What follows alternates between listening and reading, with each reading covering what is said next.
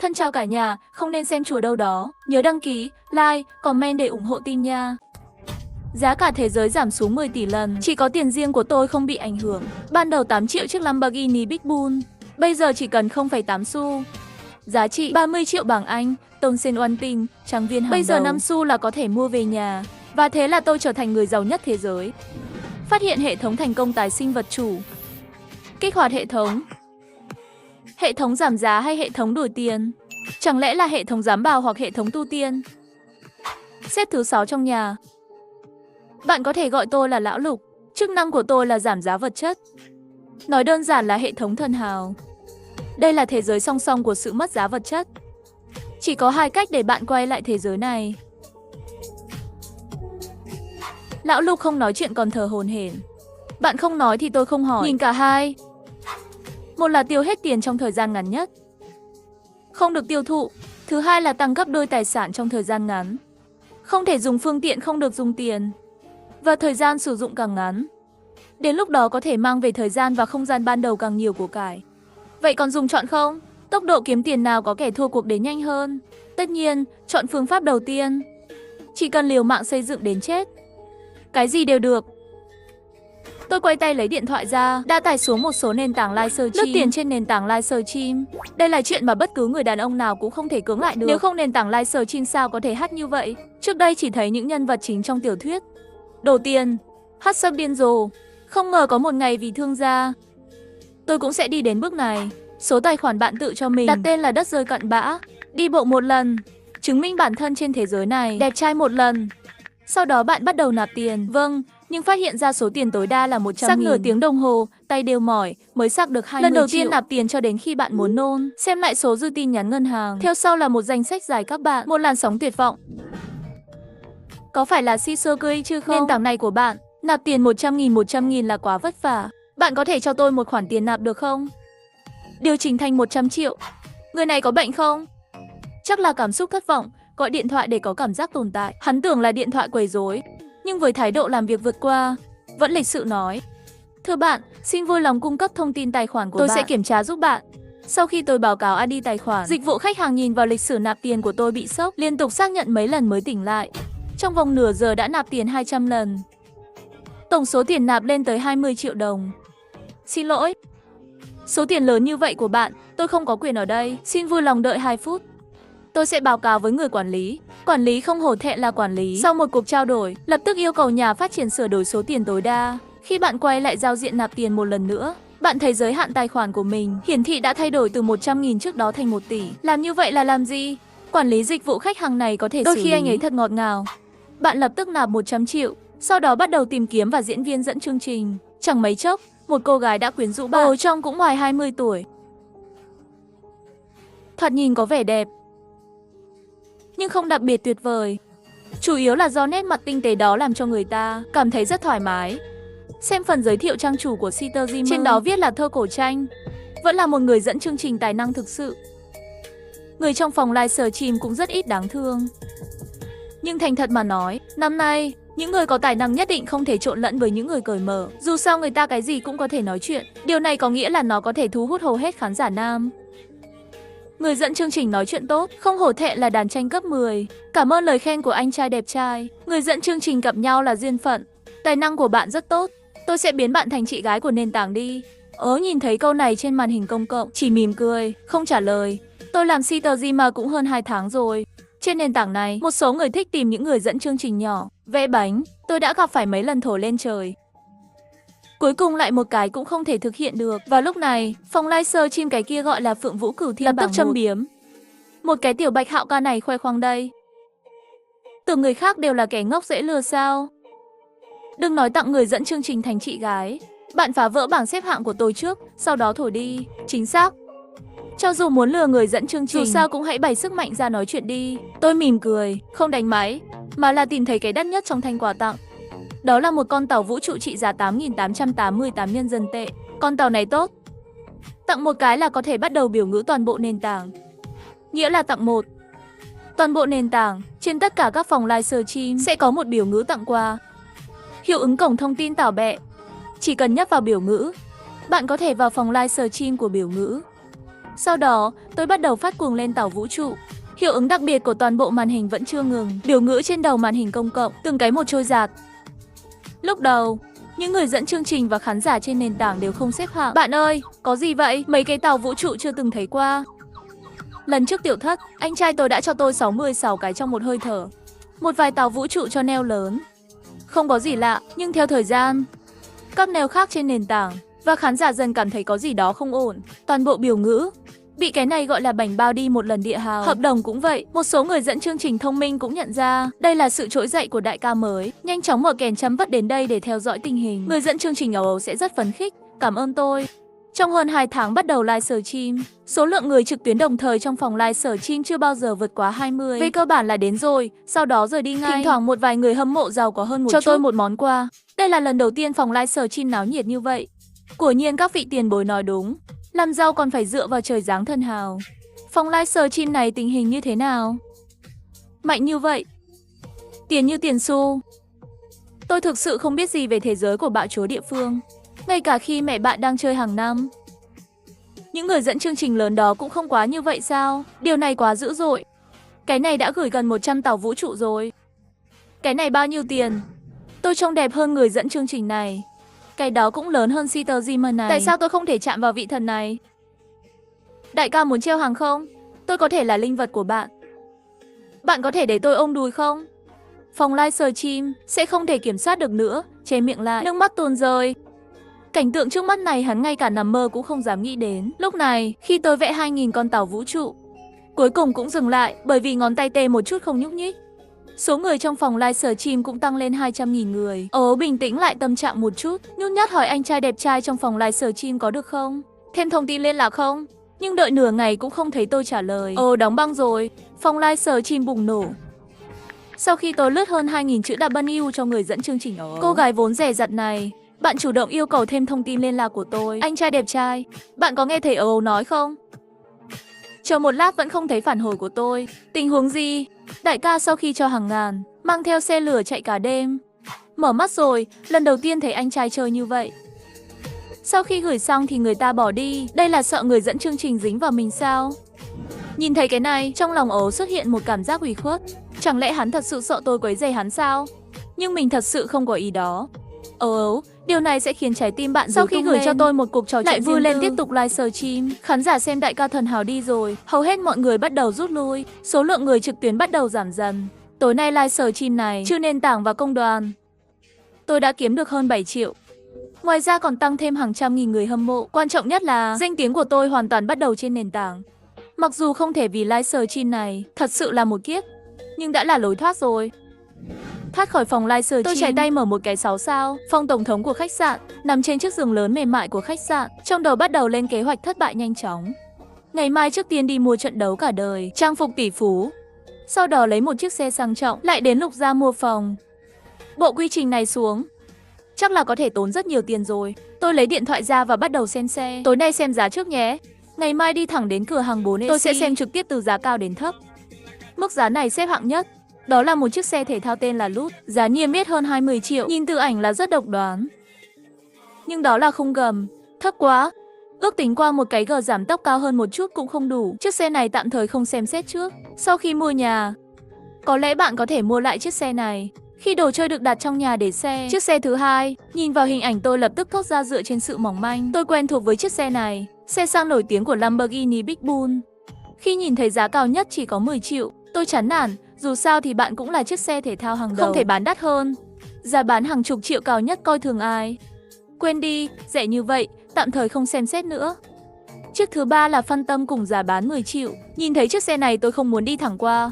Xe này tốt, nhưng ngồi ở ghế lái, mọi người đều nghĩ đó là tài xế. Mấy người mua chiếc xe Phantom này sẽ tự đi lái.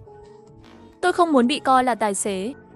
Khi tôi nhìn thấy chiếc xe thứ tư, có một chiếc trước mặt tôi, đặt mục tiêu trực tiếp, bị khóa vào rông đến do Kalinen. Chiếc xe này tuy chỉ có hơn 7 triệu đồng, nhưng tương đối phù hợp với thẩm mỹ của tôi. Để nói về những chiếc xe sang trọng nhất thế giới, chắc là anh Ni, con trai ngành công nghiệp cờ bạc. Bắt đầu từ 70 triệu đồng. Vấn đề là thứ này không phải chỉ có tiền là có thể mua được đâu. Xem xong xe tôi hơi chán. Dự định mở phần mềm livestream để tiếp tục thua lỗ, nhưng vô tình nhìn thấy một cuộc trò chuyện riêng tư trong thanh tin nhắn. Hóa ra là người dẫn chương trình tên là Ố trước đó. Thông tin liên lạc gửi đến, ngày mai vừa vặn phải đi mua quần áo. Kết hợp với loại chuyện này, tất nhiên là con gái giỏi hơn. Vì vậy, tôi ngay lập tức thêm đàn tranh, chi tiết liên lạc của Ấu. Điều tôi không ngờ là nó được thông qua trong vài giây. Ngay sau đó một tin nhắn được gửi trực tiếp đến đây. Anh trai đẹp trai là bạn phải không? Bạn có rất nhiều người hâm mộ. Sao lại chắc chắn như vậy là tôi thêm bạn? Bởi vì tôi chỉ gửi cho bạn số liên lạc một mình. Trước đây livestream gia đình đều dùng kèn chăm pất. Tôi đóng băng ngay lập tức. Bởi vì tôi thực sự biết lần đầu tiên. Ngoài ra còn có các hoạt động như vậy. Anh trai đẹp trai, hôm nay thực sự cảm ơn bạn rất nhiều vì sự ủng hộ của bạn. Nhưng bạn thực sự cho quá nhiều. Tôi chỉ lấy hơn 700 thôi. Có thể trả lại cho bạn vài triệu không? Tôi lấy một chút là được rồi. Đây thực sự là lời nói trong lòng của Ấu. Bằng cách nào đó đã lấy 7 triệu. Hắn hoảng loạn, thật sự sợ tôi có ý tưởng khác. Lại còn có người chê nhiều tiền. Tiền trong tay còn dám trả lại. Nếu người dẫn chương trình đều chơi như vậy, làm sao tôi có thể thất bại? Nhưng cô gái nhỏ này làm tôi rất ấn tượng. Tiền thì không cần trả lại. Một ít tiền tiêu vặt. Bạn cũng không cần phải từ chối nếu thật sự xin lỗi. Vậy thì giúp tôi một việc đi. Bên kia thấy câu trả lời của tôi ngay lập tức. Điều này sẽ giúp được bao nhiêu để bù đắp cho số tiền khổng lồ 7 triệu này? Có lẽ đại ca là nhỏ.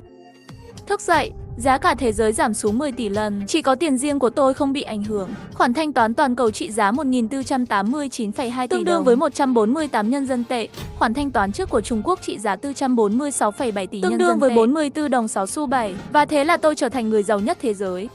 Xách đến cửa, người dẫn chương trình ở Ấu để cảm ơn tôi đã cho 2.000 cho nhiều cô tuổi lớn. Sợ hãi đồng ý với tôi một yêu cầu giúp đỡ. Cái này phải giúp bao nhiêu để bù đắp cho số tiền khổng lồ 7 triệu này? Có lẽ đại ca muốn tôi ngày mai nếu rảnh, cùng tôi đi mua quần áo đi. Tôi thực sự không tốt cho việc kết hợp. Đơn giản thế thôi sao? Bởi vì không biết mua quần áo nên tự hào làm hàng chục triệu. Không phải bạn đang đùa tôi sao? Đơn giản thế thôi. Đột nhiên bạn nghĩ sao? Sáng mai, đến khách sạn Hoa Đình bên này. Gọi cho tôi khi đến nơi. Sáng hôm sau, tôi mơ màng bị điện thoại đánh thức. Là Ấu gọi, anh trai. Xin lỗi, có làm phiền bạn không? Tối qua bạn bảo tôi đánh thức bạn trước 8 giờ. Bây giờ tôi đã đến sảnh của khách sạn Hoa Đình rồi. Bạn ngồi ở sảnh đợi nhé. Tôi sẽ xuống ngay. Đây là lần đầu tiên nhìn thấy trong phòng livestream dáng vẻ thần hào, cao hơn 1m80.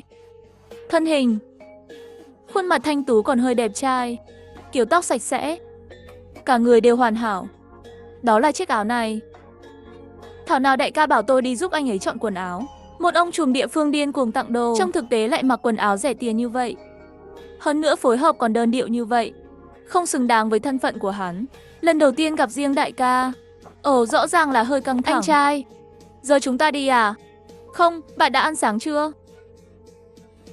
Không sợ bỏ lỡ thời gian làm chậm trễ công việc của bạn. Tôi thức dậy từ 6 giờ sáng để chuẩn bị. Làm ơn đến sớm thế này. Đi thôi, chúng ta ăn sáng xong ở khách sạn trước khi xuất phát. Không bỏ đói bạn.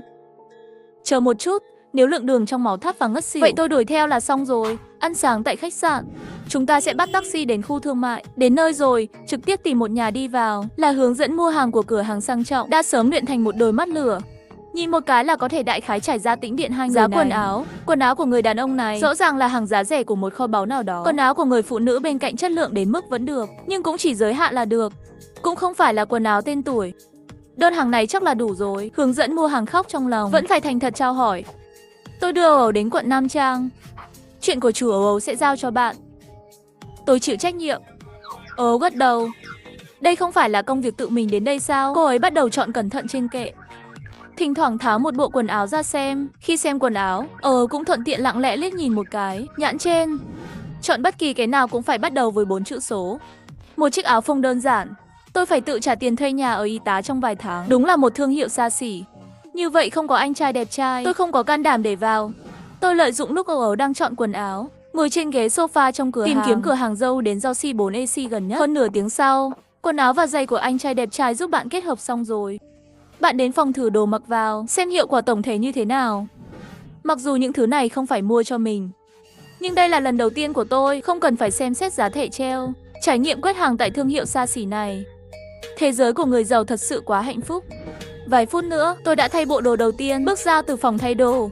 Gớ nhìn tôi, mắt cả người đều sáng lên. Ngay cả ánh mắt của hướng dẫn mua hàng bên cạnh cũng không giống nhau. Phải nói rằng chiều cao của tôi, điều kiện cứng nhắc là được. Quần áo kết hợp cũng rất phù hợp. Thay quần áo hàng hiệu, rõ ràng là tính khí của cả người đã trở nên khác biệt.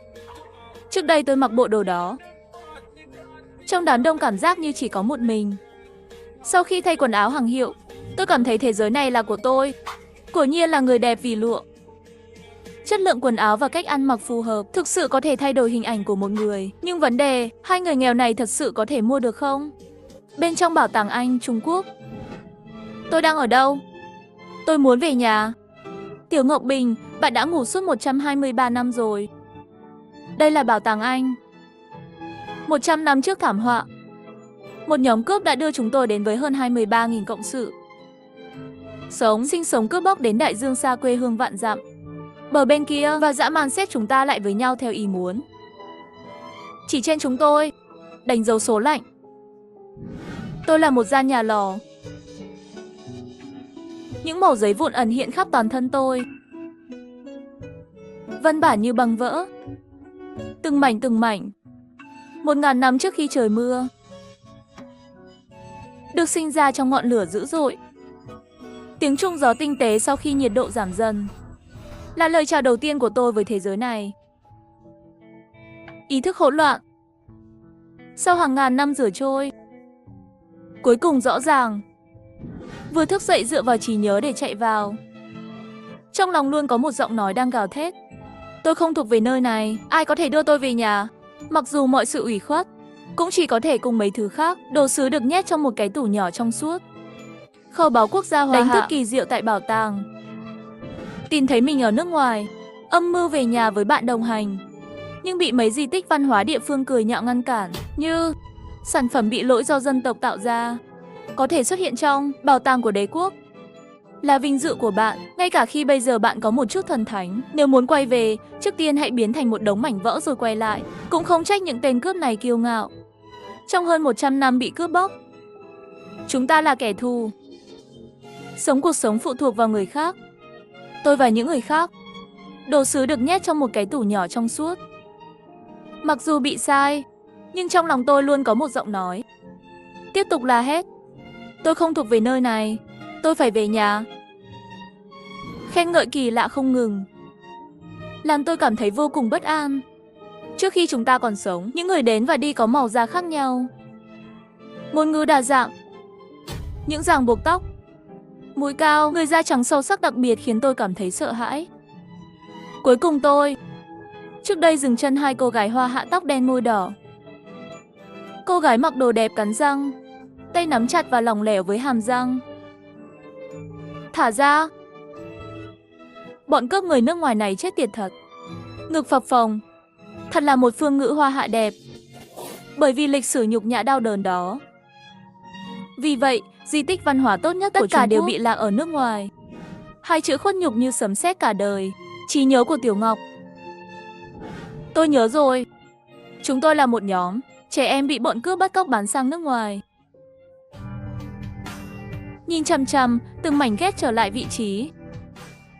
Khôi phục lại sự suy tàn của thiên triều thượng quốc, buồn và đáng ghét, để người ta rửa sạch muộn thở dài. Tiểu Ngọc Bình tâm trạng dâng trào, tập trung cố gắng giao tiếp linh hồn với thiếu nữ.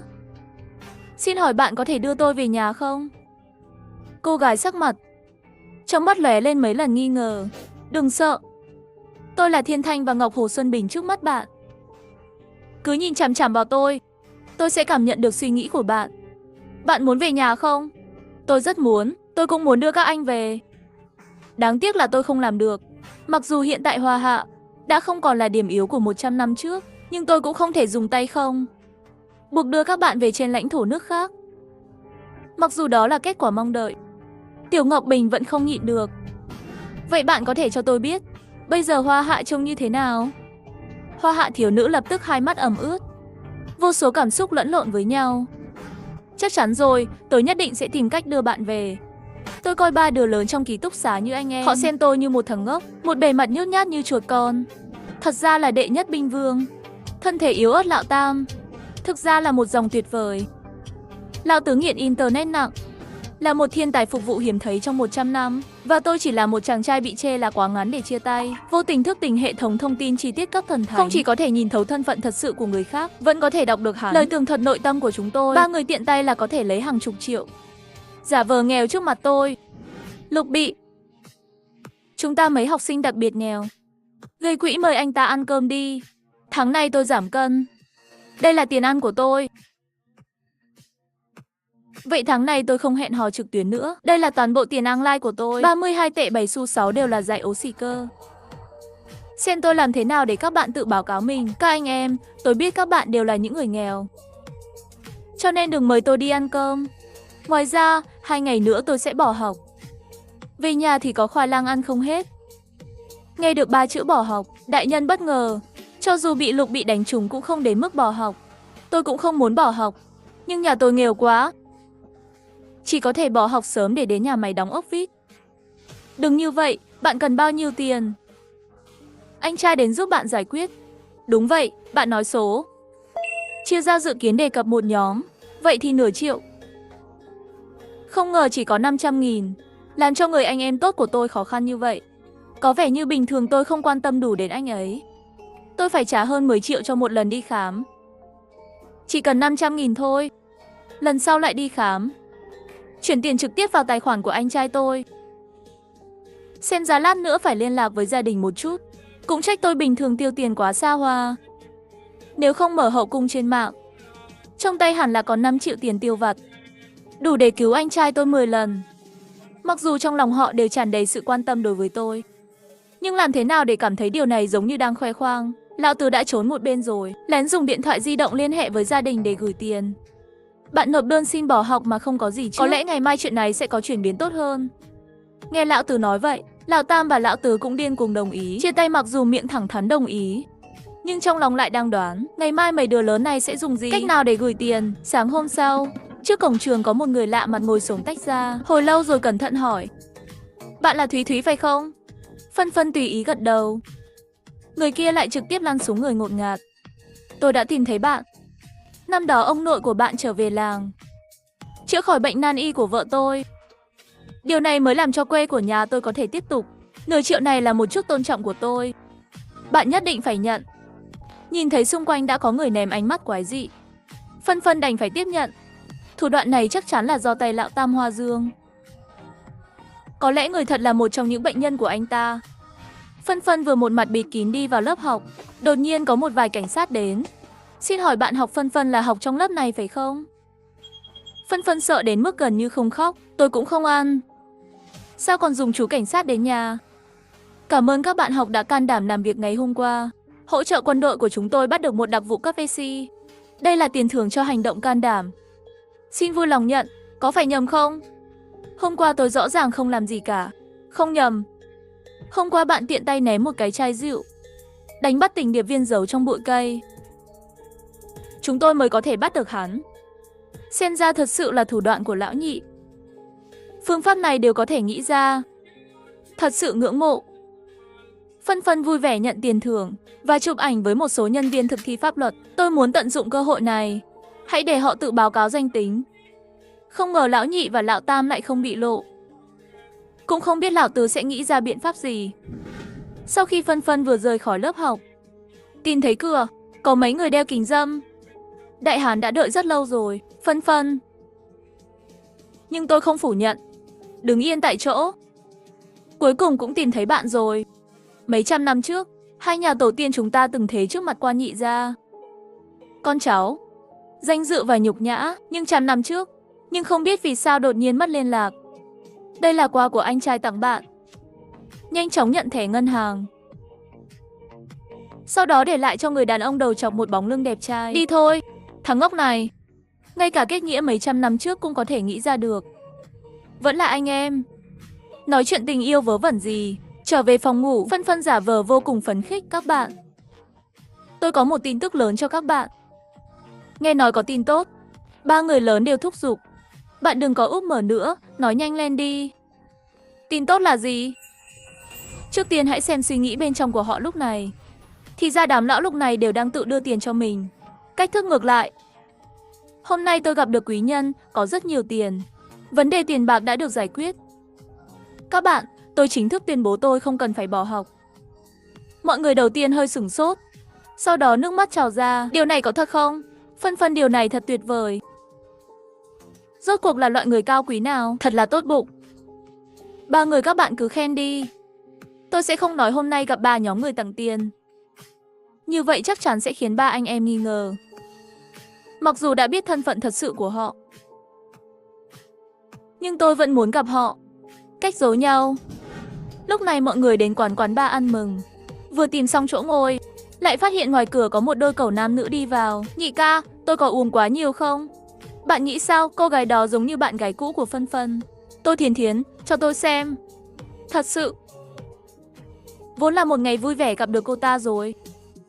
Nếu không chúng ta đổi chỗ khác chơi. Tôi ổn. Chúng ta chơi đi. Không cần để ý đến người phụ nữ đó. Mặc dù sau khi chia tay có chút buồn bã, nhưng bây giờ tôi đã xem, ngược lại còn vô cùng may mắn. Nếu không cũng không chắc sẽ kích hoạt hệ thống. Lúc này Tô Thiến Thiến rõ ràng cũng nhìn thấy Phân Phân. Hắn có chút khác biệt, thật xui xẻo. Ở đây cũng có thể gặp mấy tên quê mùa này. Mức tiêu thụ của quán bar này cũng không thấp. Sao cái gì cũng có thể vào đây? Tô Thiến Thiến mang theo bạn trai mới của cô ta. Tốt quá, đây không phải là Phân Phân sao? Tiêu thụ ở nơi này rất cao. Và bạn cũng không thể vì tôi đã chia tay với bạn. Cứ chạy cái này thôi. Coi ba đứa lớn trong ký túc xá như anh em, nhưng họ lại coi tôi như một thằng ngốc. Con gà trống nhút nhát bề ngoài, thật ra là đệ nhất binh vương. Thân thể yếu ớt Lão Tam, thực ra là một dòng tuyệt vời. Lão Tứ nghiện internet nặng, là thiên tài cha mẹ hiếm thấy trong trăm năm. Và tôi chỉ là một chàng trai bị chê là quá ngắn mà chia tay. Vô tình thức tỉnh hệ thống thông tin chi tiết cấp thần thánh. Không chỉ có thể nhìn thấu thân phận thật sự của người khác và đọc được nội tâm của họ. Người kể chuyện, mấy đại nhân để kỷ niệm lần thứ 286 của tôi, đưa tôi đến quán bar để tìm mùi tình yêu đầu tiên. Không ngờ lại gặp người yêu cũ của tôi. Tô Thiến Thiến. Đây không phải là Phân Phân sao? Tiêu thụ ở nơi này rất cao. Và bạn cũng không thể vì tôi đã chia tay với Bargainer. Cứ chạy cái này thôi. Đừng nói thế. Người ta còn có thể ngay cả mấy chai rượu này cũng không uống được sao? Nhưng rượu này của các bạn của thật có chút thấp cấp rồi. Nếu không tôi tặng các bạn mấy chai rượu ngon thử xem. Ôi, Lâm Bắc, bạn thật sự là người tốt bụng. Bạn sẵn sàng gửi rượu cho những người bạn không biết. Thật là tốt. Tô Thiến Thiến đem đầu đến gần Lâm Bắc ngực cọ sát. Hoạt động này của hai người trực tiếp cho mọi người xem nôn mửa. Quân vương xuất thân, tinh khí nóng này chỗ nói càng là trực tiếp đứng dậy. Hai con cháu các người ở đây. Cút đi. Trái tim các bạn, tôi còn ghê tởm các người làm sao vậy? Lâm Bắc ngón chân cao khí cao trực tiếp trở về. Hắn là một võ sĩ hơi nổi tiếng, với một số công nghệ không để bốn anh em vào mắt. Nhưng hắn lại không biết với trình độ như hắn, trước mặt mấy đại nhân thì không đủ. Kiến cũng dám kiêu ngạo như vậy. Nếu không che giấu danh tính, chỉ cần một cú đấm là có thể giết chết hắn. Nhưng xem xét không thể để anh em phát hiện ra nhiều. Tôi cũng không dám giận. Bạn ơi, đừng giận, chuyện này là chúng tôi làm không đúng. Bình tĩnh đi. Tiểu tử này đột nhiên đối với Lâm Bắc khách sáo như vậy, chắc chắn không thay đổi gì tốt. Một lát sau, một cô gái xinh đẹp dẫn theo một nhóm người đàn ông mặc đồ bước vào. Thiếu gia Phân Phân, mời bạn quay lại công ty làm chủ tịch. Cô gái xinh đẹp cúi đầu cung kính, cũng thu hút sự chú ý của mọi người. Không ngờ có nhiều người tài giỏi như vậy. Ban ngày phải Phân Phân, không ngờ tối lại có một nữ thư ký nữa.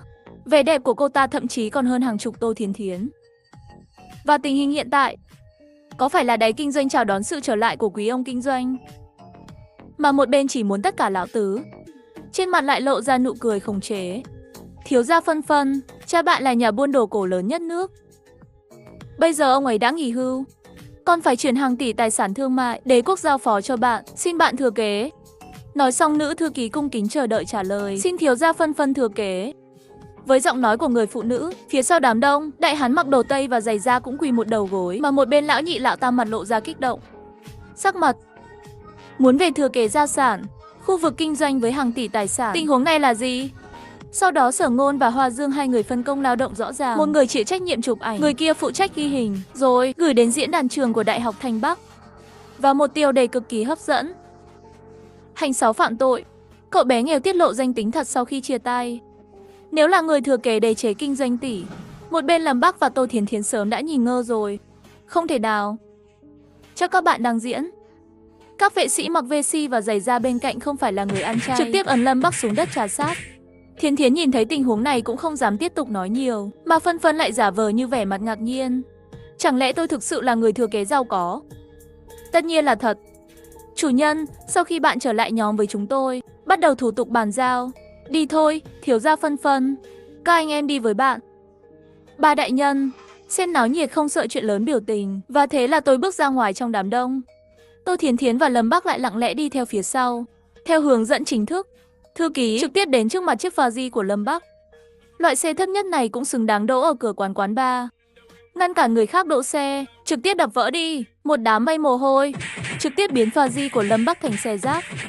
Lâm Bắc lúc này tim đều đang chảy máu, nhưng đối phương rất nhiều người, còn đều là luyện viên.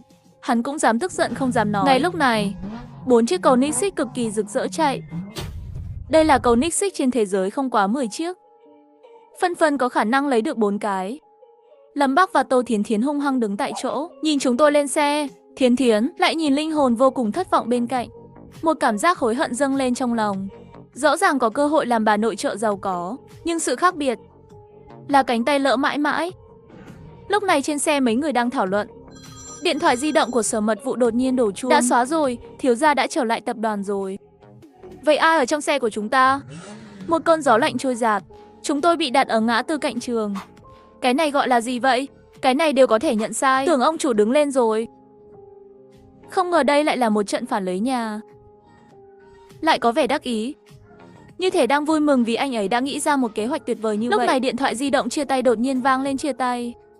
Ăn cơm chưa? Sáng mai dậy sớm nhé. Bố sẽ đến trường của bạn xem. Bố thường là người không muốn ra ngoài nhất. Cả ngày chỉ nghĩ đến việc trồng trọt. Cũng không biết vì sao ngày mai lại đến trường. Và bây giờ chắc chắn không phải là thời điểm tốt. Vẫn là phải trách lão nhị và lão tam. Hai người, để khoe khoang người anh em tốt sắp kế thừa tập đoàn tỷ phú.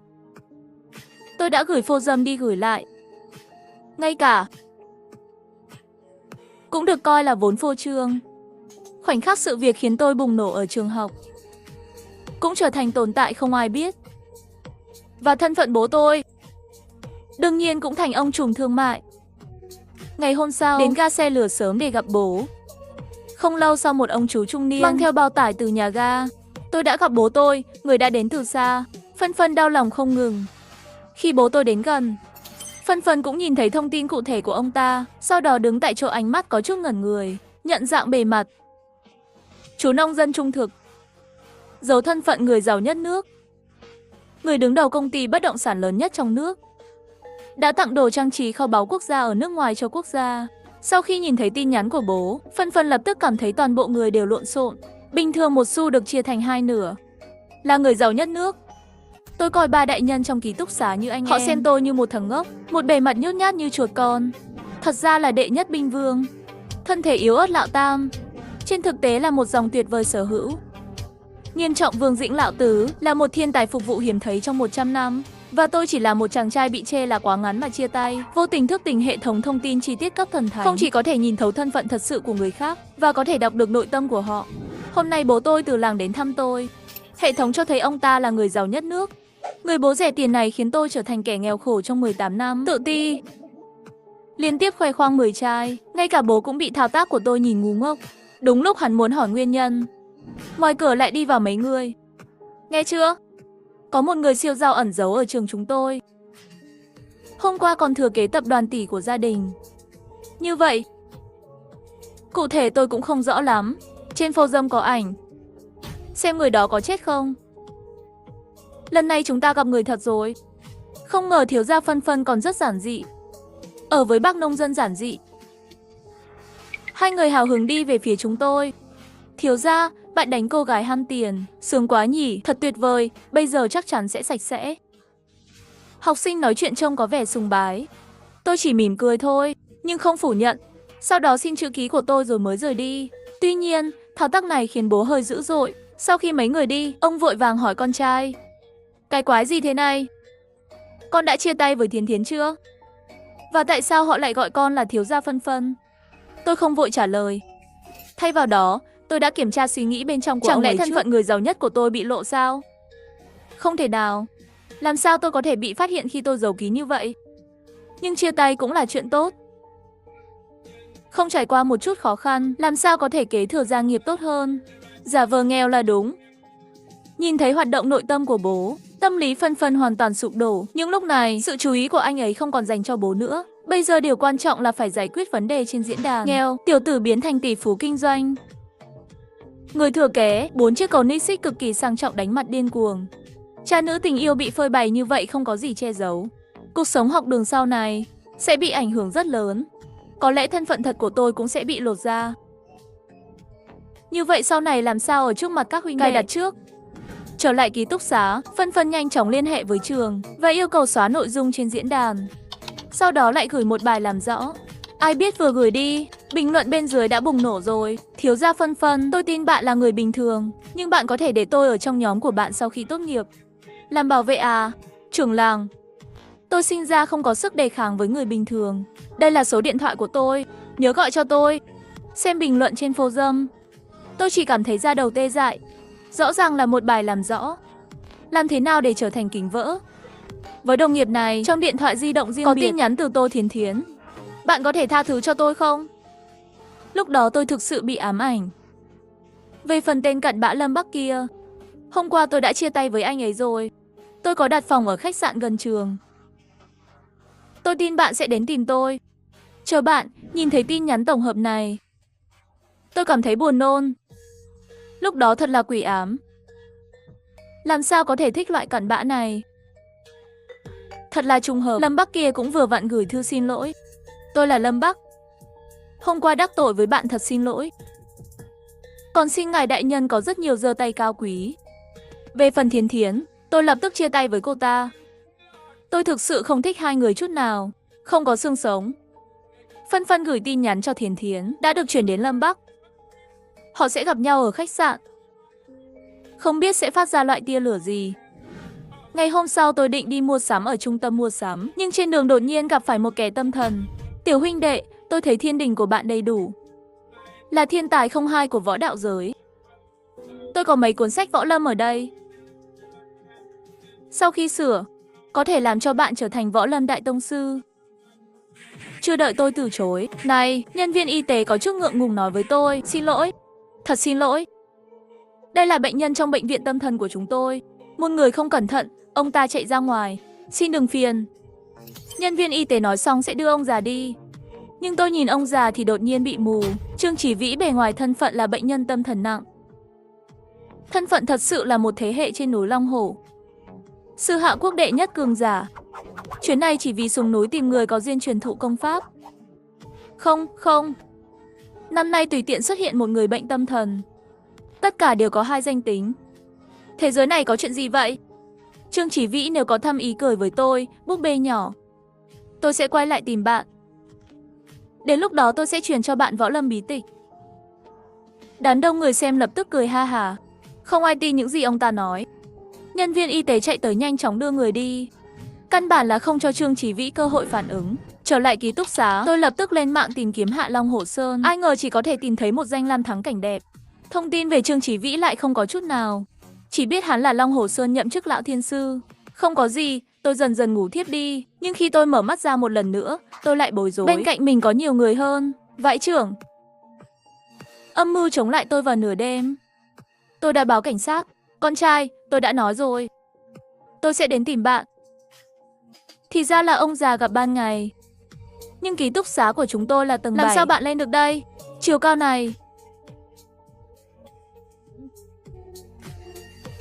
Tôi coi ba đại nhân trong ký túc xá như anh em. Họ xem tôi như một thằng ngốc, một bề mặt nhút nhát như chuột con. Thật ra là đệ nhất binh vương. Thân thể yếu ớt lão tam.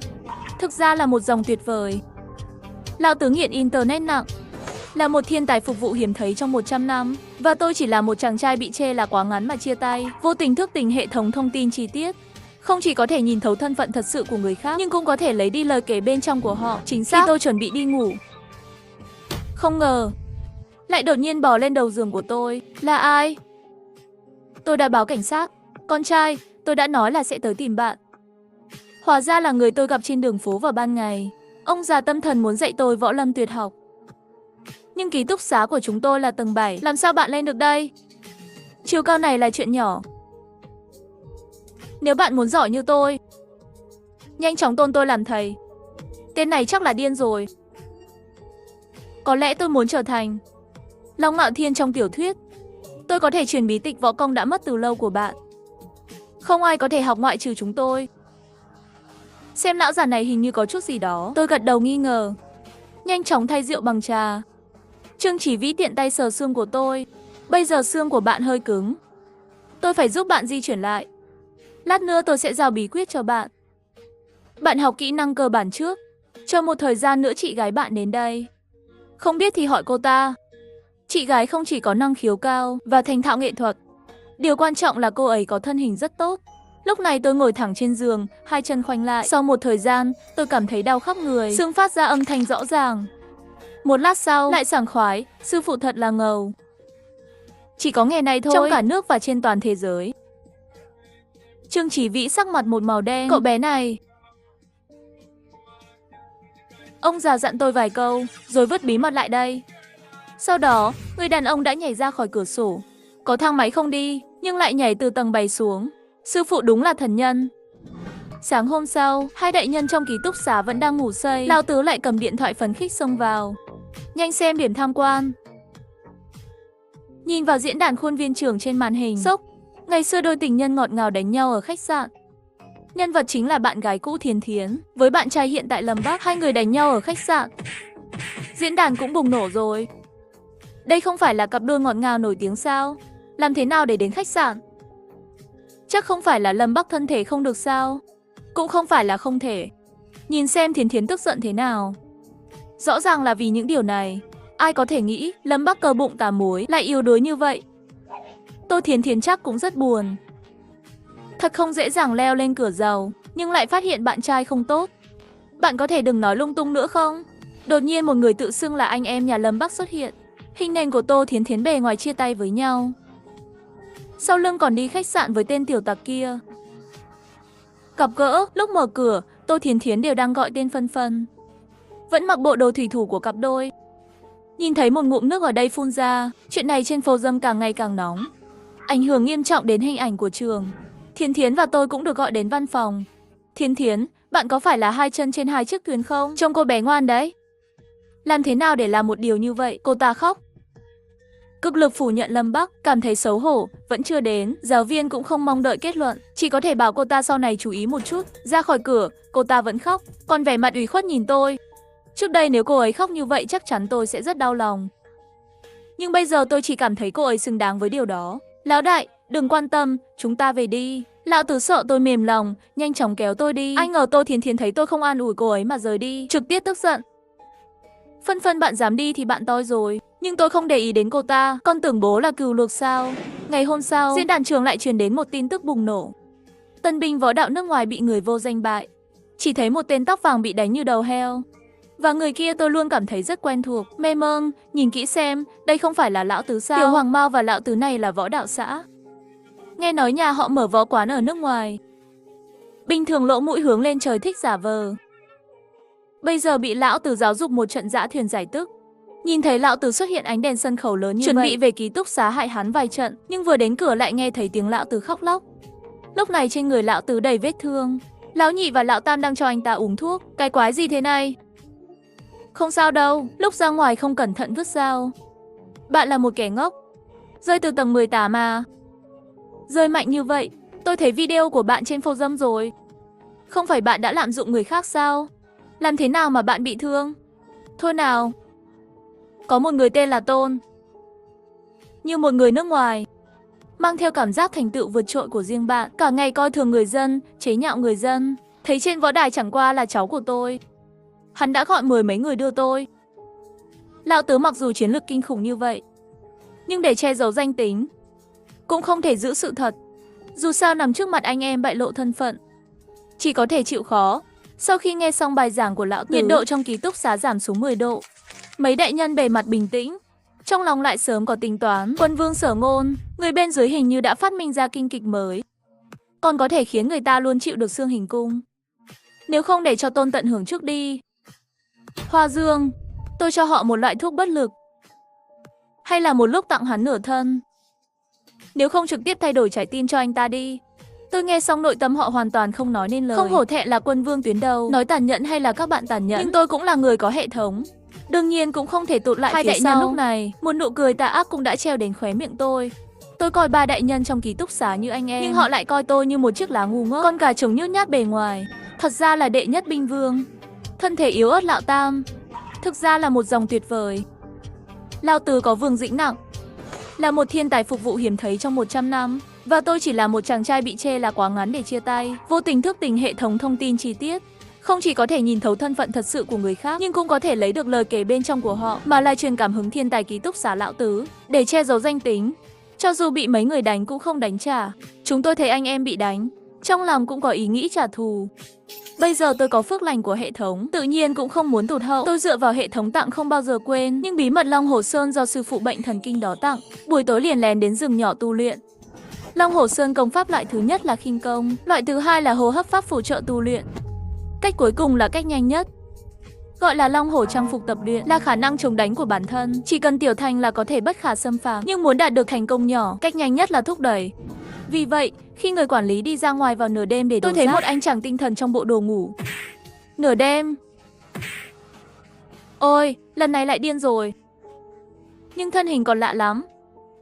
Một người gì lắc đầu quay đi. Sáng hôm sau, tôi nhân lúc mấy đại nhân còn đang ngủ, lén lút đeo mặt nạ quý giá của Lão Tứ, chặn ở góc đường không xa trường học. Tôi biết sau khi điều tra, cái Lão Tứ đó thường xuyên mắng mỏ người nước ngoài Tôn, mỗi ngày đều sẽ ở đây và bây giờ ra trường luyện công. Và con hẻm này là con đường trở về. Không lâu sau đó, Tôn đã đến. Nhưng có lẽ đó là kinh nghiệm của các võ sĩ. Khi sắp đến gần góc phố thì hắn đột nhiên dừng lại. Xem tình huống này, tôi nắm chặt túi rác trong tay và nhảy lên. Sau đó là một cái khóa, trực tiếp che anh ta lại. Sau đó lấy ra một hộp kim thêu. Hôm qua, Lão Tam nghĩ biện pháp này rất đỡ tức. Ngay cả khi tôi không nhìn thấy nó, tôi biết cách sử dụng nó. Nhưng ngay khi tôi liên tục đâm, một người phụ nữ dáng người hoàn mỹ từ đầu ngõ vào cung điện. Nhưng cô ấy sẽ không nói chuyện với chúng tôi. Nhưng ngay khi cô ấy chuẩn bị rời đi, nhưng đột nhiên lóe lên một cái nhìn ngạc nhiên. Cái này thà bị đánh còn phải đâm kim thiếu niên. Công pháp lại giống với bí tịch của Long Hồ Sơn. Chẳng lẽ thiếu niên này chính là sư đệ mới nhận của sư phụ? Sau khi ghi nhớ ngoại hình của tôi trong lòng, tiếp tục đi về phía trường. Hôm nay là ngày đầu tiên cô ấy đi làm. Lúc này tôi không tìm thấy gì cả. Tiếp tục đâm kim trong khi chịu được đòn tấn công của Tôn. Cho đến khi anh ta chỉ còn lại một tiếng kêu yếu ớt, tôi mới dừng tay và lặng lẽ rời đi. Ngay sau đó, Tôn ngã ở cửa ngõ được đưa lên kệ đơn. Cảnh này cũng bị Lão Nhị và Lão Tam nhìn thấy. Lão Tam Hoa Dương nhìn thấy kim thêu trên người Tôn, lập tức ngạc nhiên, đây là đại thần nào làm ra? Phương pháp này chính xác như những gì tôi đã trình diễn ngày hôm qua. Lão Tam nói, hôm qua bắt nạt Lão Tứ, hôm nay lại bị người khác bắt nạt. Nghiệp quật. Sở Ngôn nhìn Tôn trên cáng, khuấy miệng lại lộ ra một nụ cười tà ác. Nhưng hai người cũng không có ý định bỏ qua cho hắn như vậy. Thay vào đó, họ tìm cớ để rời khỏi trường. Sau đó điều tra bằng tầm nhìn của chính mình, xe cứu thương đã đến bệnh viện nào. Trong khi đó, tôi định làm quen với giáo viên thể dục mới, nhưng lại phát hiện các bạn học nam thường trốn học lên mạng. Hôm nay tất cả đều đứng gọn gàng trong sân chơi. Tình huống gì? Sân chơi có khai quật được cây gậy vàng của Tôn Ngộ 000. Chào các bạn. Lần đầu gặp mặt xin vui lòng chăm sóc nhiều hơn. Đây có phải là giáo viên thể dục mới của chúng tôi không? Đẹp quá. Yêu rồi. Sau này tôi dự định là một người đàn ông không bao giờ bỏ lỡ lớp thể dục. Đây là giáo viên, rõ ràng là người yêu trong mơ của tôi. Lúc này nhìn thấy khuôn mặt xinh đẹp của An Nhu, nhiều sinh viên ngạc nhiên.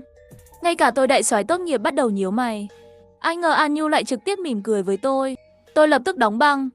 Tôi không biết giáo viên thể dục mới này, nhưng cảm giác như cô ấy đang nhìn tôi, cố ý hay vô ý. Nhanh chóng kiểm tra danh tính thật của cô ta. Cô ta bề ngoài là giáo viên thể dục của Đại học Thanh Bắc, ẩn giấu thân phận Long Hồ Sơn hiện tại thiên sư, hạ quốc đỉnh cao cường giả, có khả năng không bao giờ quên. Tôi không thể không quên. Nhanh chóng lắng nghe tiếng lòng của An Nhu lúc này. Xem ra tiểu sư đệ mới nhận của sư phụ vẫn chưa nhận ra tôi. Có muốn qua đó gặp không? Chẳng lẽ đây chính là thế giới trong miệng sư phụ? Mặc dù ông già nói rồi, sau khi chị gái vẫy lại, nhưng không ngờ lại nhanh như vậy. Giá trị sắc đẹp còn có năng lực như vậy. Dường như nhận thấy ánh mắt của tôi, An Nhu tiến về phía tôi. Trước ánh mắt kinh ngạc của mọi người, một cái ôm quanh cổ tôi. Sư đệ, bạn có thể chưa đầy một ngày đem công pháp Long Hồ Sơn chúng ta luyện đến tiểu thành. Rồi, nếu tôi không tìm thấy nó ở góc phố, tôi không thể tin được. Tôi vội vàng thấp giọng hỏi chị ơi, bạn thả tôi ra trước. Có một đống bạn học đang xem, nhưng lại cho tôi toàn bộ có chút không nói nên lời. Ghen tị xung quanh, ánh mắt ghen ghét gần như chôn vùi tôi. Thành thật mà nói, tôi không thích một thế giới mở như vậy. Ai có thể đánh chữ này, tôi sẽ chuyển phát nhanh cho bạn đến bưu điện. Sau khi tái sinh, điều đầu tiên tôi làm là khiến cả thế giới kinh ngạc. Khoản vay 80 triệu, đặt 800.000 bàn ở khách sạn 5 sao. Lại đến đáy biển đặt mua 1 triệu phần gia vị lẩu. Mọi người đều cười tôi là kẻ tâm thần. Tôi chưa ly hôn, lại dọn sạch qua đêm. Con ruồi trị giá 10 tỷ, rồi về nhà, lặng lẽ chờ đợi khoảnh khắc đó đến. Cuối cùng, ngày 12 tháng 12 đã đến. Tia gamma xuyên qua bầu trời đêm của Lan Tâm và mang đi. Chỉ vài phút sau, bầu trời bên ngoài bắt đầu bay lên những bông tuyết. Ban đầu bông tuyết chỉ to bằng cái nắp móng tay, nhưng chưa đầy 2 phút sau, nó bắt đầu biến thành tuyết. Gió ngoài cửa sổ bắt đầu gào thét. Những bông tuyết khác trong nháy mắt trở nên đáng sợ. Tiếng hét bên trong tôi bắt đầu có chút căng thẳng. Không biết bộ này giá cao lắm. 80 triệu ngôi nhà an toàn, rốt cuộc có thể hoàn toàn chống lại được không? Tiếp theo Đại Giang Môn, nhưng trong lò sưởi. Sau khi ngọn lửa bùng cháy, nhiệt độ trong nhà cũng trở nên vô cùng ấm áp, thậm chí hơi nóng. Tôi nhìn vào bên trong, nhiệt độ đã lên tới 32,6 độ. Nhìn lại bên ngoài, những bông tuyết đã nhấn chìm cả thành phố. Tôi mở điện thoại xem tin tức. Trời miền Nam vẫn còn tuyết rơi dày đặc. Một số người phàn nàn, một số người than vãn, nhưng họ không biết ai cả. Tuyết rơi và nhiệt độ không phải là tạm thời. Nó sẽ tiếp tục và mở rộng. Cuối cùng mang đến một thảm họa không ai có thể chịu đựng được. Nhưng lúc này tôi đang nằm trên ghế sofa ở nhà, nếm thử bia Banner lạnh. Rất thoải mái. Lúc này điện thoại của tôi bỗng nhiên đổ chuông. Lấy đến đây xem. Hóa ra là người trong nhóm trò chuyện điện thoại di động đang trò chuyện. Sao đột nhiên lại có tuyết rơi dày như vậy? Dự báo thời tiết cũng không nói. Hơn nửa đêm đã đóng băng rồi. Mau đứng dậy bật điều hòa đi. Thôi đi. Hiệu quả sưởi ấm của máy điều hòa không khí này trong nhà chúng tôi không tốt. Nửa ngày rồi, càng ngày càng lạnh. Cũng không biết thời tiết lạnh như vậy kéo dài được bao lâu. Quần áo mùa đông của tôi vẫn chưa mua đâu. Hầu hết mọi người cũng không làm mát đột ngột, coi như một chuyện. Thay vào đó là một số bất ngờ. Trong lòng tôi biết rõ đây chỉ là tạm thời thôi. Tôi ngáp một cái, không định tiếp tục xem nữa. Trở về chiếc giường ấm áp của mình. Tôi đắp chăn nhung lên, thoải mái nhắm mắt lại. Sáng sớm ngày hôm sau, tôi bị tiếng chuông điện thoại đánh thức. Mở mắt ra xem, thì ra là điện của Bạch Liên Hoa Phương Vũ Tình gọi cho tôi. Lời nói Ngụy Ngọc Hồng, bên ngoài hôm nay lạnh quá. Trước đây bạn tích trữ vật tư, có phải là biết trước sẽ hạ nhiệt lớn không? Thanh âm của Phương Vũ Tình có chút run rẩy, dường như đang cố gắng chịu đựng điều gì đó. Tôi cũng nghe bạn bè tiện miệng nhắc đến, nhưng không ngờ nhiệt độ giảm mạnh như vậy. Thảo nào bạn tích trữ nhiều đồ thế. Tách ra, bạn thực sự là... Loại chuyện này cũng không nói trước với tôi một chút. Lông mày của tôi nheo lại, đời trước, hắn là kẻ đã cướp nhà tôi và dùng xương sườn của tôi nấu súp uống. Không ngờ hắn lại còn có mặt mũi đến đây oán trách chính mình. Tôi trực tiếp cúp điện thoại, ném điện thoại sang một bên. Rồi tôi vào nhà vệ sinh, thoải mái tắm nước nóng. Sau đó lấy ra một miếng hàng đầu từ không gian, ăn bít tết cho bữa sáng với mì Ý. Lúc ăn sáng, tôi bật tivi lên. Bây giờ vừa mới mở ra hạ nhiệt, chưa có trường hợp mất điện. Vì vậy, tivi vẫn có thể xem bình thường. Nhưng ngay cả khi mất điện, tôi cũng đã chuẩn bị sẵn các loại nguồn điện dự phòng và hàng chục máy phát điện và một lượng lớn xăng. Năng lượng, dùng 300 năm không thành vấn đề. Tối qua, một luồng không khí lạnh mạnh tấn công khắp thế giới, gây ra những thay đổi mạnh mẽ về nhiệt độ toàn cầu. Nhiệt độ giảm trung đạt 70 đến 100 độ C. Về nguyên nhân của không khí lạnh này, Cục Khí tượng đang điều tra. Mấy ngày tới mong mọi người chú ý giữ ấm. Đừng tiến hành cướp bóc vật tư. Tuyết sẽ sớm qua thôi. Nghe được lời của nữ dẫn chương trình. Sau khi công nghệ mới xuất hiện, muốn sống sót chỉ có thể dựa vào chính mình. Nếu như thật ngốc nghếch ở nhà không làm gì cả, chắc chắn là những người chết sớm nhất. Lúc này điện thoại của tôi lại đổ chuông. Sao bạn đột nhiên cúp điện thoại của người ta vậy? Bên ngoài tuyết rơi dày quá, tôi không thể ra ngoài. Không phải bạn mua rất nhiều đồ ăn sao? Bạn có thể cho tôi mượn một ít trước được không? Cho đến khi tuyết qua rồi, tôi sẽ trả lại cho bạn. Tôi nhướng mày, khóe miệng nổi lên một chút cười lạnh. Hoa sen chẳng có não. Biết tuyết lớn như vậy, thức ăn sẽ rất đắt. Hắn cũng không muốn mạo hiểm. Nhiệt độ cực thấp 70 độ. Chỉ muốn tìm tôi để xin thức ăn. Nhưng tôi biết thảm họa sông băng này sẽ kéo dài rất lâu. Sẽ không qua sớm đâu. Hơn nữa tôi vốn cũng không thể cho Phương Vũ Tình một miếng. Tôi chỉ muốn trêu chọc cô ấy thôi. Sau đó nhìn hắn chết thê thảm như thế nào. Nghĩ đến đây, khóe miệng tôi lộ ra một nụ cười hút máu. Nhiệt độ toàn cầu giảm 80 độ. Tôi không chỉ tích trữ hàng tỷ đô la, cũng đặt mua 800 robot Mâu Mi từ Mark. Sách nối lại. Bạch Liên Hoa Phương Vũ Tình vì một cái xúc xích chống lại tôi. Anh trai Phân Phân, bụng người ta đói rồi. Cho tôi mượn chút đồ ăn được không? Nhân tiện đến nhà bạn tắm nhé.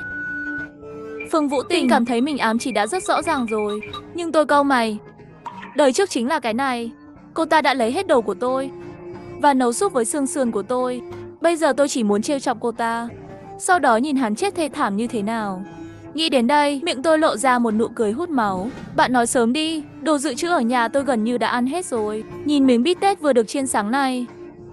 Sau khi nói xong, tôi nhìn mình và miếng bít tết trên bàn, chuyển đến một bức ảnh tự sướng. Vấn đề này mưa gió quản lý. Cúi mình trong căn nhà thuê của mình. Mặc dù điều hòa đã bật đến 40 độ, nhưng nhiệt độ trong nhà thậm chí không thể đạt đến mức 0 độ. Hắn run lên vì lạnh. Nhìn thấy ảnh tôi gửi đến đây, Phương Vũ Tình lập tức trợn to mắt. Mẹ kiếp, bà già sắp chết cóng rồi. Tên chó này, nhưng vẫn có thể mặc đồ ngủ ở đó, ăn bít tết thoải mái, uống rượu vang đỏ. Con chó này thật sự khiến người ta càng nhìn càng ghê tởm. Chờ đã, chai rượu trên bàn anh ta là cái quái gì vậy? Là một cô gái câu cá hoa sen trắng hàng đầu, hắn đối với những hàng hóa cao cấp này đều có nghiên cứu. Với sự hiểu biết của cô ấy, bít tết tôi đã ăn, nhìn là bò hàng đầu đích thực. Đặc biệt là rượu vang Pháp mà tôi có trong tay, chắc chắn là hạng đẳng cấp. Một chai ít nhất cũng phải 20-30 ngàn. Bây giờ tôi đang đóng băng đến chết, và giấy chứng nhận tôi đã từng, lập tức làm cho Phương Vũ Tình cực kỳ muốn chết. Hắn lập tức lại gửi tin nhắn cho tôi, anh trai Phân Phân. Người ta cũng muốn ăn bít tết và rượu vang đỏ. Tôi muốn chen chúc với bạn. Tuần trước tôi vừa mua một quả bom nổ. Phương Vũ Tình bây giờ đã cho ăn một miếng rồi, ăn hết sức có thể. Theo tính cách trước đây của tôi, lúc này chắc chắn sẽ chủ động mời cô ta đến ăn bít tết, uống rượu vang đỏ, nhưng sau khi tôi nhìn thấy câu nói này, nhưng lại cười rất vui vẻ. Còn lấy lão tử làm trò liếm của quá khứ. Muốn ăn thì đi siêu thị mua nhé, cố gắng. Có lẽ ông chủ siêu thị cũng có thể cho bạn thêm một chiếc bánh bao. Sau khi Phương Vũ Tình nhìn thấy tin nhắn này, sắc mặt lập tức đóng băng. Hôm nay bạn có uống nhầm thuốc không? Bạn không phải đàn ông. Cho bạn một cơ hội tốt như vậy, lại không biết. Nếu đây là bình thường, bạn nghĩ là đồ rác rưởi như bạn, tôi có nhìn một cái không? Đồ chó vô dụng. Không biết vì sao tôi bị Phương Vũ Tình mắng toàn thân hào phóng. Tôi không để ý đến Phương Vũ Tình, tiện tay mở nhóm chủ sở hữu của cộng đồng. Bên trong cũng đã bùng nổ vì nhiệt độ giảm mạnh. Mọi người đừng hoảng sợ, cứ ở nhà đi. Chỉ là hạ nhiệt đột ngột. Tối đa 2-3 ngày sẽ trôi qua. Đừng bao giờ đi cướp vật tư. Ủy ban khu phố của chúng tôi sẽ giúp mọi người vượt qua thảm họa tuyết này. Đang gây rối với tôi. 2 cái bánh bao hôm trước mua đã ăn được 3 ngày rồi. Không cho chúng tôi ra ngoài. Ăn tối đến nhà bạn giải quyết không? Ừ. Vợ tôi vừa sinh xong, cần dinh dưỡng. Ở nhà còn không có một quả trứng. Ủy ban khu phố, bạn giúp tôi giải quyết nhé. Các bạn đây là muốn nổi loạn sao? Điều này không phải đang gây thêm rắc rối cho chúng ta sao? Cướp bóc hàng hóa sẽ chỉ dẫn đến thay đổi giá cả. Đến lúc đó mọi người đều phải ăn đồ ăn giá cao. Ai dám tích trữ hàng hóa? Nếu tôi phát hiện ra, đừng trách tôi báo cáo anh ta làm phiền người dân. Trong nhóm như người lãnh đạo, bà Lâm chỉ huy mọi người. Khuấy miệng tôi lồi lên một chút cười lạnh. Con chó già này vẫn là kẻ trộm và xấu. Đời trước hắn đi dạo trong nhóm, tin đồn là báo tuyết sẽ sớm kết thúc. Kết quả bí mật, gia đình anh rể quét sạch tất cả các siêu thị lớn nhỏ gần đó, dẫn đến xung quanh cư dân của một số khu dân cư trong thành phố chết đói. Khi tôi cảm thấy buồn chán, khi định đi tập thể hình để luyện khí huyết, đầu mũi nhọn của bà Lâm bỗng nhiên lại chỉ vào tôi, đặc biệt là trước khi. Bạn chỉ cần cố gắng hết sức để nhét đồ vào nhà. Bây giờ thời gian bất thường, bạn càng không thể làm ví dụ tiêu cực này. Nếu tôi bắt gặp bạn đi mua sắm một lần nữa, đừng trách gì Lâm không nói tình cảm. Lão phù thủy này vì lần trước muốn đồ của tôi không đặt hàng, vì vậy tôi đã giữ mối hận thù. Lần này tìm được cơ hội thì càng không quên củng cố bảng xếp hạng. Nhưng trong những ngày cuối cùng, hãy nói với tôi về ủy ban khu phố chuyện này nào. Có buồn cười không? Tôi nói Lâm Thục Tô, thật là quỷ treo cổ, không biết xấu hổ. Bạn có thể đảm bảo bão tuyết sẽ dừng lại không? Đến lúc đó mọi người không có gì để ăn. Bạn có thể chịu trách nhiệm này không? Tôi chú ý đến rừng thép cứng. Những người trong nhóm đều đứng ra phản bác. Thực ra mọi người vẫn không thích. Hắn lệnh. Thấy không biết xấu hổ phẩm giá. Nhưng nhiều một chuyện không bằng ít một chuyện. Khi không ảnh hưởng đến lợi ích quan trọng của bản thân, tất cả đều giữ thái độ chờ xem. Tôi không để ý đến bà già kinh tởm này và những người hàng xóm đã giết tôi trong kiếp trước, dù họ còn sống hay đã chết.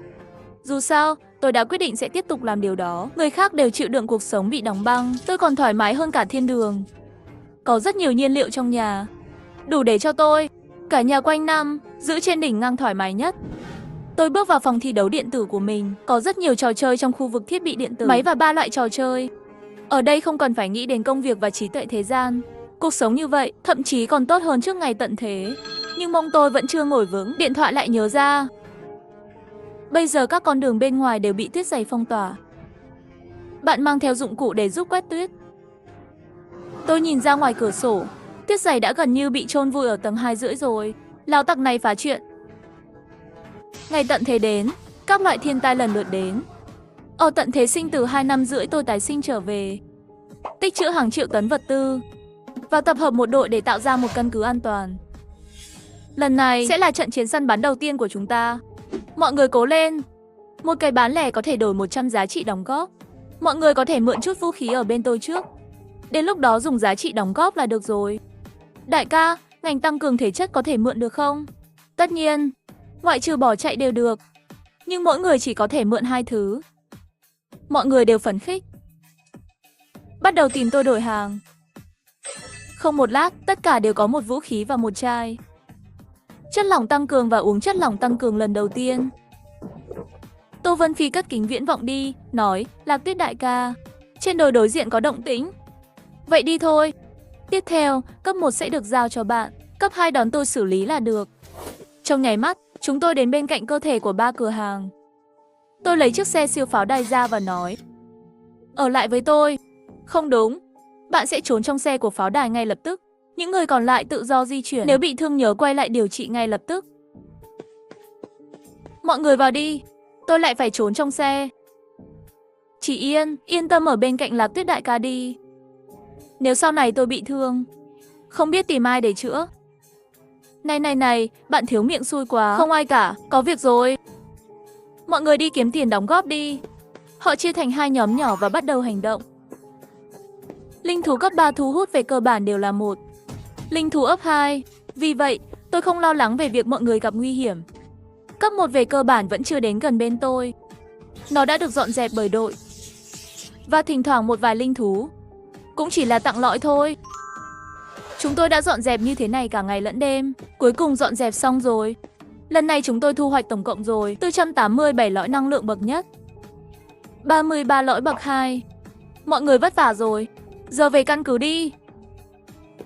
Nghe thấy vậy, Tô Vân Phi và những người khác dùng lòng tràn đầy vui mừng. Bởi vì mỗi khi tôi nói ăn mừng, thức ăn được đưa ra đều là hàng nghìn giá trị đóng góp. Hương vị núi biển mới có thể đổi được. Khi chúng tôi trở lại biệt thự, tôi lấy ra vài cân thịt lợn từ trong không gian.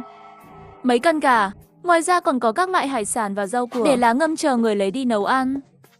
Sớm đến buổi tối, tất cả các loại đồ ăn ngon đều được đưa lên bàn ăn. Đội của Lưu Tiểu Yến đều nhìn chằm chằm vào trời ơi. Nhiều đồ ăn ngon như vậy thật sự có thể ăn tùy tiện không? Có thể quá xa hoa không? Tôi chưa từng ăn trước phòng ngủ. Rất nhiều món ngon. Xin chào. Đã gia nhập căn cứ rồi. Là gia đình. Tối nay ăn thoải mái. Lời nói vừa rơi, mọi người bắt đầu ngấu nghiến ăn. 1 tiếng nữa, mọi người đều ăn không đỡ được nữa. Tôi đến bên cạnh Lưu Hiểu Yến và nói, hôm nay các bạn cũng làm tốt lắm. Tiếp theo, bạn sẽ dẫn dắt 3 cô gái của bạn nhà máy sản xuất vũ khí. Là lãnh chúa. Một thời gian trước, thủ lĩnh mới đồng ý để tôi dẫn dắt đội một mình. Không ngờ lại sắp xếp như vậy. Sau này tôi nhất định phải cố gắng thật tốt, như vậy mới có thể không làm chậm chân đội. Những ngày tới, Tô Vân Phi và những người khác mỗi ngày đều ra ngoài tìm kiếm tài nguyên. Lưu Hiểu Yến và những người khác đang chế tạo vũ khí, nhà máy dệt cũng không ngừng chế tạo áo giáp. Cứ như vậy, 2 tháng trôi qua, một lượng lớn vũ khí và áo giáp đã được sản xuất. Cư dân thị trấn nhỏ bên ngoài căn cứ cũng có được vũ khí thông qua lao động chân tay. Mọi thứ đang đi theo hướng tốt. Thời tiết vốn lạnh giá vẫn bắt đầu nóng lên. Có vẻ như thời tiết nóng sắp đến rồi.